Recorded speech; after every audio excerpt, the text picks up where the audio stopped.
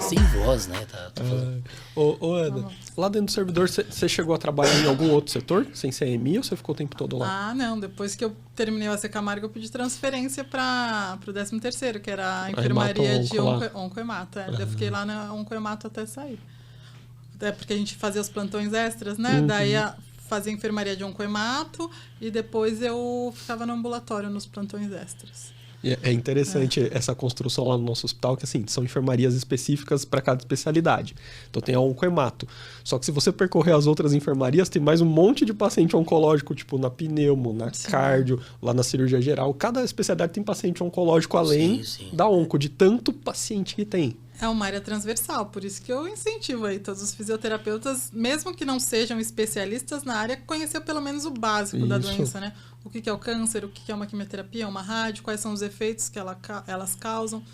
O básico a gente tem que entender porque também é uma área assim, em crescimento. Eu estava montando uma aula ontem, daí a gente está com dados que em 2040 vai aumentar 47% o número de novos casos de câncer no Brasil. No Brasil? No mundo. No mundo. 47% no mundo, mais o Brasil, países com índice de desenvolvimento médio e baixo, esse aumento vai ser maior.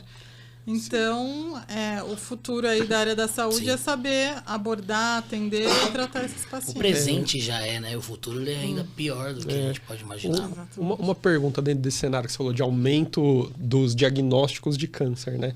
Você acha que esse aumento do diagnóstico que a gente vê já nos últimos anos tende a aumentar?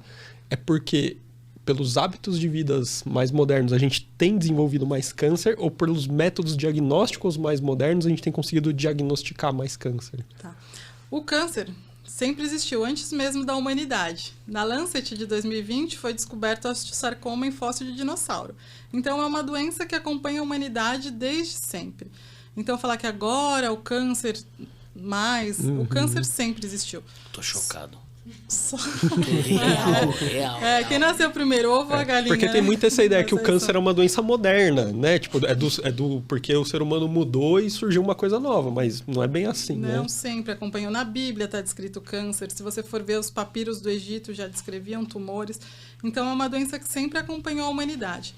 Acontece que agora a população está envelhecendo mais. E esse envelhecimento populacional está diretamente relacionado ao aumento do câncer.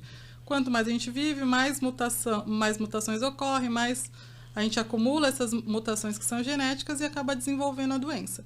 Então, pelos hábitos de vida e pelo envelhecimento populacional, é o que leva aí ao aumento do câncer.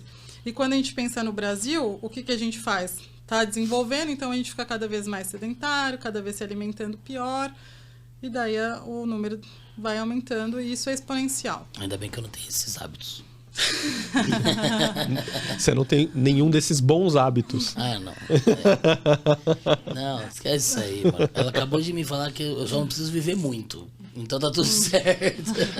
Tipo, se você não viver muito, vai dar tudo certo. Vai.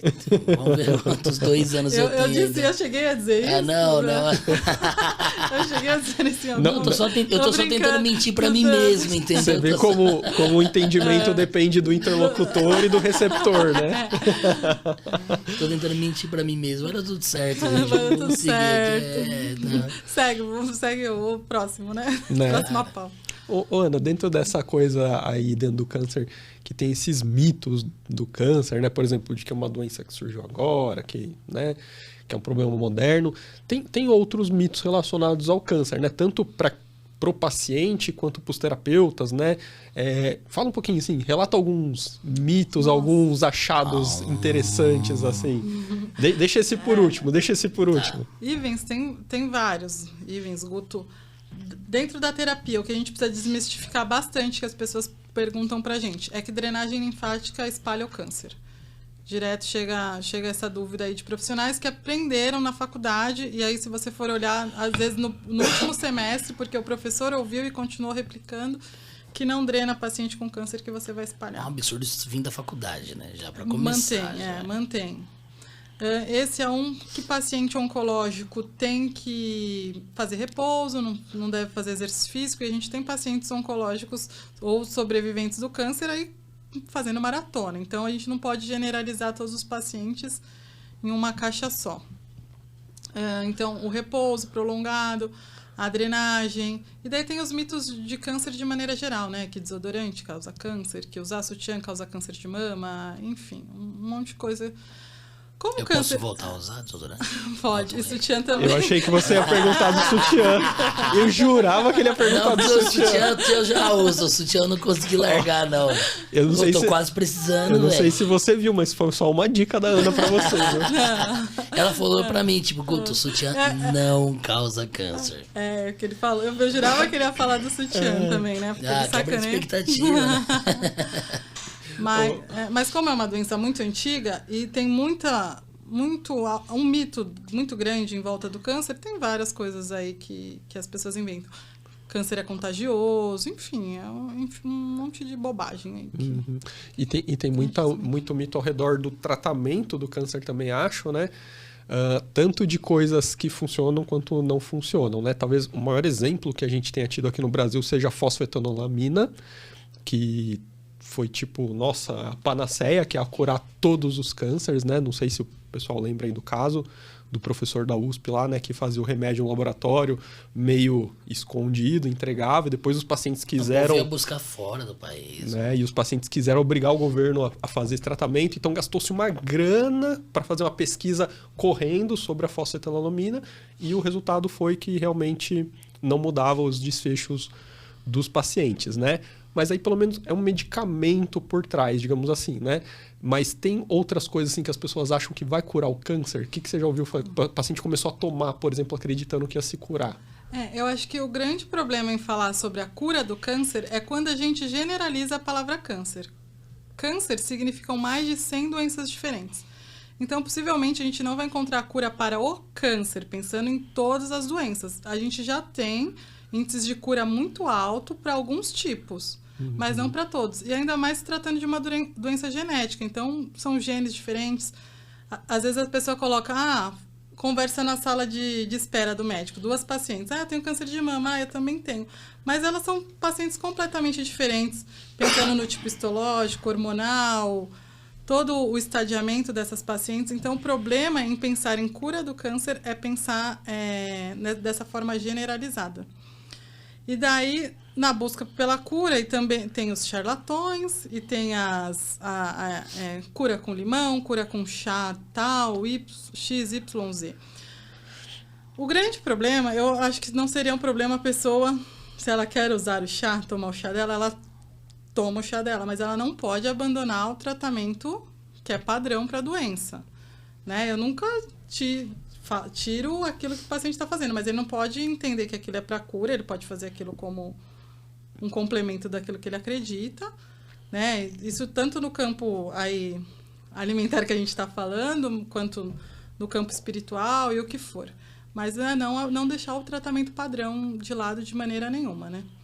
E isso é um problema do charlatão, porque a primeira coisa que ele fala é assim, isso aqui só vai funcionar a partir do momento que você tirar essa droga do seu corpo, que você parar de ingerir esse remédio, porque ele está inibindo não sei o que lá, está fazendo não sei o que efeito no seu corpo. Você só precisa tomar isso aqui, que é a cura milagrosa que ele vende. Lembrando que é uma das maiores áreas de produção científica no mundo. A produção científica na oncologia, ela é numa velocidade assim, a tecnologia desenvolvida na oncologia tem uma velocidade muito alta. Então, você ouvir alguém que não tem nenhuma evidência científica do que está falando e abandonar algo que passou por ensaios clínicos, duplo cego, randomizado, com um N muito grande, a gente sabe que a onco já dispõe, inclusive tem paciente suficiente para que sejam feitas essas pesquisas multicêntricas, enfim, realmente mostra que você está atirando no escuro, total. Outro dia estavam espalhando aí que mamografia causa câncer. Aquele negócio, pelo amor de Deus, mamografia, né? Quem procura acha, basicamente é isso, entendeu? né? Esse problema de quem procura acha faz com que as pessoas, mulheres que tenham essa ideia, ou até próprios homens que não vão consultar com medo de encontrar. A gente não tem que ter medo de descobrir o câncer, a gente tem que ter medo de descobrir tardiamente. Então, porque existem 2 tipos de prevenção, né? A prevenção primária, que é aquela você melhorar os seus hábitos de vida para reduzir a chance de desenvolver um tumor, mas você não consegue eliminar 100% a chance de ter essa doença. Quanto a secundária, que é você descobrir muito cedo, tratar e daí ter maior chance de cura, né? Existem tumores de mama que, tratados em fase inicial, tem 95% de taxa de cura. Altíssima taxa. Então, a questão é não ter medo de fazer os exames periódicos e tudo mais, porque aí as chances melhoram bastante, assim, em relação a... Eu tenho uma pergunta para te fazer a respeito da prevenção. Mas antes, deixa só voltar um pouquinho para cair nessa coisa dos tratamentos milagrosos, essas coisas pra gente não sair disso, e voltando lá na alergia à meditação, que a gente falou que ia explicar, né? Por que a gente fez essa zoeira aí com a alergia à meditação? Corte. Eu não sei quanto tempo faz que eu não vi a data exata. A senhora Yasmin Brunet estava lá no pod delas, né? No podcast lá, e ela falou que uma amiga dela curou do câncer fazendo meditação. E aí é foda, né? Puta. Bomba. Como que você pode falar, né, pra população em geral que você pode parar de fazer tudo o que você está fazendo, vai lá meditar que você vai ser curado, né? E assim, cura é uma palavra muito forte para ser usada, né? A gente tem pacientes aí com câncer que tem cânceres que não tem cura, mas você pode melhorar a sobrevida, a qualidade de vida desse cara com o tratamento, né? E tudo mais. E aí, dentro da parte lá que ela tá falando da meditação, a coisa é tão bizarra que ela começa a falar, cara, de física quântica. Meu Deus. Porque ela acredita, não sei se ela acredita, mas ela acredita a cura pela meditação devido à física quântica.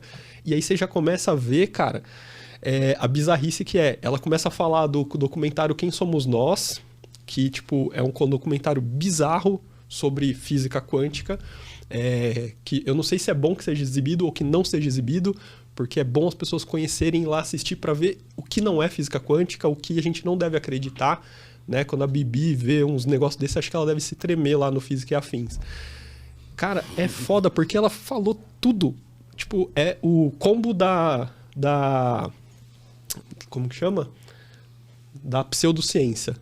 O combo da pseudociência. Cara, bizarro. Com o que é a mais? Que é a influência que ela tem sobre a vida de muitas pessoas. É você juntar uma pontinha de um negócio que funciona, enfiar um monte de baboseira no meio, e aí chegou na física quântica, pelo amor de Deus, gente. Física quântica é física. É física. Não tem nada a ver com outras coisas, não. É física. É estudo das pequenas coisas lá, nano coisas que a gente não enxerga. É só isso, física quântica, tá? Não tem nada a ver com pensamento, nem nada, tá? Pelo amor de Deus.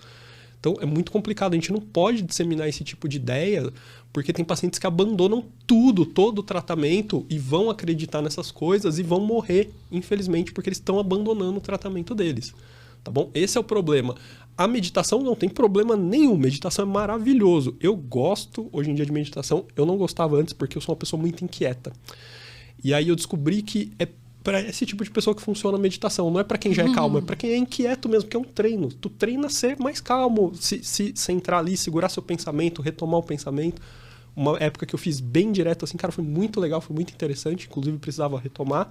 A meditação não é um problema. O problema é as pessoas darem ideia de que se você meditar, você vai abandonar seu tratamento e vai estar tudo certo, você vai curar seu câncer, né? Isso não só para meditação, qualquer tipo de pseudociência que se propõe a curar um câncer. Né? Por isso que a gente colocou lá a zoeira do alergia à meditação. Infelizmente, a gente não vai ter o alcance que a Yasmin Brunet teve, né, para falar uma besteira dessa. Mas o tanto de gente que a gente alcançar aqui e conseguir desmistificar é exatamente o que o Ivens falou. Não tem nem o que colocar. A meditação ela é muito interessante, ainda mais para o paciente oncológico. São pacientes que têm questões emocionais também muito, muito fortes, né? Então, reduz a ansiedade, né? Tudo isso relacionado ao tratamento. Então, a meditação, ok, perfeita para o paciente oncológico. A questão é ligar a cura da doença à meditação, única e exclusivamente, sendo que a gente, na onco, a gente nem busca falar em cura do paciente antes de 5 anos fora de tratamento. Tá? Antes a gente fala que ele está em remissão da doença, mas os médicos começam a pensar em uma cura depois de 5 anos. E mesmo assim existem as recidivas, e mesmo que a doença volte, tem pacientes que sobrevivem muito tempo e conseguem se garantir qualidade de vida, mesmo com a doença ali ativa. Você pegar um caso de alguém que você conhece, que você não sabe exatamente o que a pessoa fez ou deixou de fazer, mas ela também meditou, e atribuir sem um crivo metodológico, sem uma análise, não só de um estudo de caso, que a gente sabe que o nível de evidência é muito baixo, e atribuir, não, meditação, cura, gente, isso é uma irresponsabilidade sem tamanho, tá? E o problema é que os argumentos são eloquentes. E as pessoas que não têm conhecimento, as pessoas vão de acordo com a eloquência do discurso e não com o conteúdo do discurso. Então, por favor, analisem os dados científicos sobre determinados assuntos. E não havendo evidência, não o façam. Não o façam, mas não abandonem o tratamento que padrão, tem evidência. Para que você acredite em um método curativo baseado em atitudes, crenças, enfim. Às vezes são momentos de desespero, né? Mas o importante da gente como profissional da saúde é isso, é ser um agente de informação, porque às vezes a gente acha que isso é tão óbvio que, ok, as pessoas já sabem, mas não, às vezes o óbvio precisa ser dito e a nossa população é tão carente de informação que a gente precisa realmente explicar o que é o câncer, explicar o que trata, quais são os tratamentos que existem, o que não é tratamento, ou o que é tratamento mais... É um tratamento complementar. A gente não usa mais tratamento alternativo. O alternativo é você trocar um tratamento pelo outro.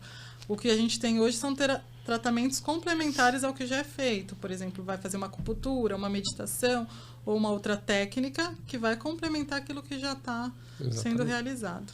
Show. E o que é foda é o cara que se aproveita dessa fragilidade do momento do paciente para querer vender algo que ele sabe que não funciona ou talvez não sabe se funciona. Na melhor das hipóteses, ele não sabe se funciona.